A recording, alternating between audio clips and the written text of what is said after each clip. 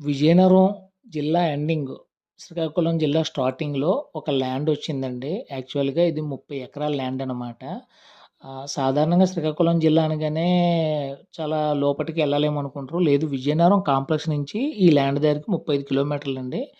Land అంతా బావుంటది. Water resources అవన్నీ బాగున్నాయి. సాయిల్ అదంతా బాగుంది. హై టెన్షన్ వైర్లు గానీ, వెళ్ళే తావు, వచ్చే తావులో శ్మశానాలు గానీ, లేకపోతే చెరువులు గానీ ఏం లేవండి. అంతా ల్యాండ్ అయితే క్లియర్ టైటిలు. ఎటువంటి ప్రాబ్లమ్ గానీ, ఎటువంటి డిస్ప్యూట్ గానీ ఏం లేదు.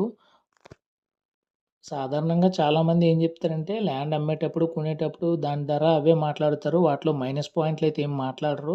కానీ మేమేం చేస్తామంటే, ఒక ల్యాండ్‌ని పరిశీలించేటప్పుడు అందులో మామూలు హై టెన్షన్ వైర్లు ఏమైనా ఉన్నాయా? లేకపోతే రోడ్డు కనెక్టివిటీ ఎలా ఉంది?